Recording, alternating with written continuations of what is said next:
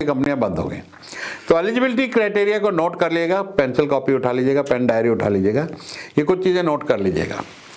पहला, आपके net tangible asset 3 crore के होने चाहिए, लिख लीजिए। ये बीएसई की रिक्वायरमेंट है, एनएसई की नहीं है। 2 एक्सचेंज है अपने यहाँ, एनएसई एमर्ज और बीएसई एसएमई एक्सचेंज।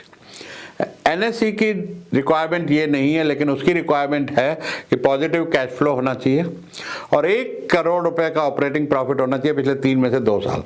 तो दोनों एक्सचेंज की रिक्वायरमेंट है कि कम से कम 3 साल पुरानी कंपनी हो। अब ये हो गया कि अगर आप प्रोप्राइटर पार्टनर हो और उसका टेक ओवर करते हो प्राइवेट लिमिटेड में, 2 साल का कूलिंग पीरियड हो गया, पहले ये नहीं था। एक और चेंज सेबी लाई है कि मिनिमम एप्लीकेशन साइज जो रिटेल इन्वेस्टर लगाएंगे वो 1 लाख से बढ़ के 2 लाख कर दिया गया। रिलेटेड पार्टी ट्रांजैक्शन पे और सख्ती हो गई है, डिस्क्लोजर और ज़्यादा जोरदार हो गए और रिजल्ट्स 6 महीने के होते थे, अब क्वार्टरली हो गया। तो ये तो हो गई आपकी कुछ एलिजिबिलिटी क्राइटेरिया।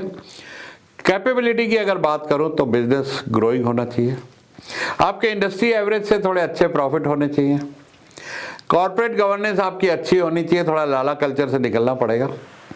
इंडिपेंडेंट डायरेक्टर तो वैसे ही सेबी का रिक्वायरमेंट भी है कि कम से कम 2 इंडिपेंडेंट डायरेक्टर आपको बाहर के इंडिपेंडेंट डायरेक्टर रखने पड़ेंगे।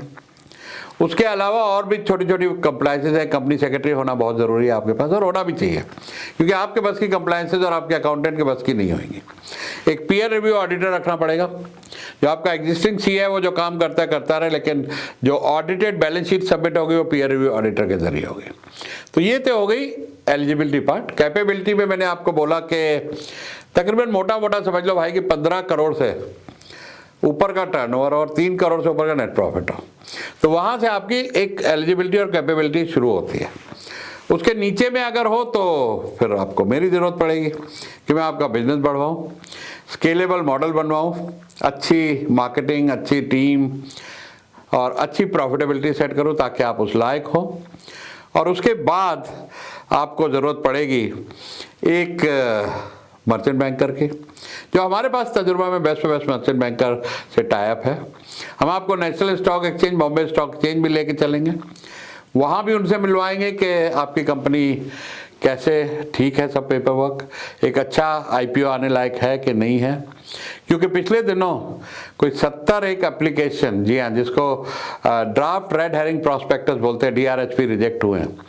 उसकी वजह ये रही कि जो मर्चेंट बैंकर्स अच्छे मर्चेंट बैंकर नहीं है, उन्होंने अंट संट कंपनियों को भी फीस के चक्कर में ओके करके ले लिया और भैया चलो आपका आईपीओ करा देंगे और डाला और वहाँ से रिजेक्ट हो गए।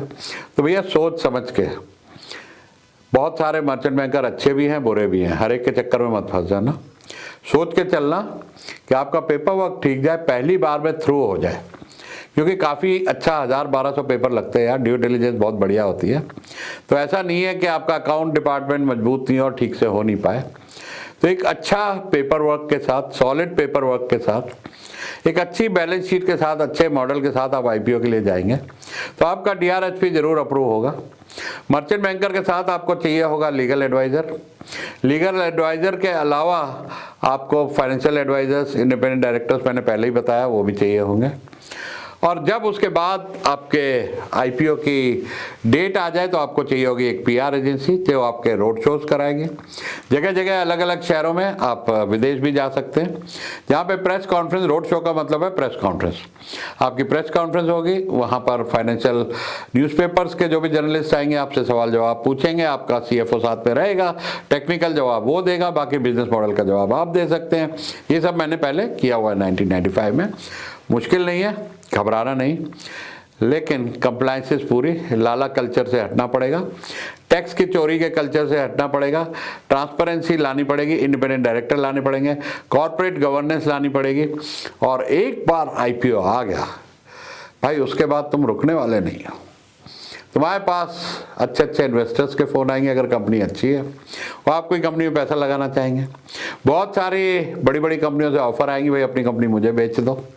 आप भी आगे जाके अपने कंपटीटर्स को अक्वायर कर सकते हो कि भैया नए शहर में ऑफिस खोलना है, कंपनी खोलनी है, ब्रांच खोलनी है, वहाँ जीरो से क्यों शुरू करो, जो ऑलरेडी चल रहा है, जिसके पास ग्राहक है उसको खरीद लो।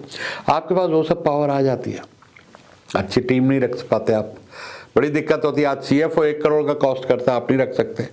लेकिन अगर आपकी कंपनी लिस्टेड है, आप दे रहे हैं, साथ में ईसॉप दे रहे हैं। अगर आप ईसॉप दे रहे हैं तो सामने वाला कहेगा वाह भाई ये तो लिस्टेड कंपनी, आपकी रेपुटेशन बढ़ जाती है। ग्राहक आपको ऑर्डर ज़्यादा देने लग जाते हैं। हमारा जब IPO आया था तो ग्राहक 15-15 करोड़ के ऑर्डर देते थे। अच्छा स्टाफ मिल जाता था काम करने के लिए। अच्छा लास्ट चीज़, अभी तक आप काम करते रहे, लिस्टिंग के बाद अपनी कंपनी को सिस्टमाइज करके एक CEO रख लेना यार, जो ऑपरेशंस को पूरा देखे। आप बिजनेस की ग्रोथ पे देखो, टाइप्स देखो, कोलैबोरेशन देखो, जगह जगह देश विदेश में ग्रोथ की सोचो। एक लेवल बदल जाएगा, सोच बदल जाएगी, आपकी कंपनी का एक्सपोनेंशियल ग्रोथ होने लग जाएगी। आज मैं एक पब्लिक कंपनी के फाउंडर को जानता हूँ जिसकी 3 कंपनियाँ, 3 CEO चला रहे हैं। जानते हो वो कितने बार जाता है ऑफिस महीने में? एक बार भी नहीं, 3 महीने में एक बार जाता है बोर्ड मीटिंग अटेंड करने। और आज 8 कंपनियां, जी हाँ 11 में से 8 कंपनियों ने दुगना किया है शेयर होल्डर का पैसा लिस्टिंग के दिन।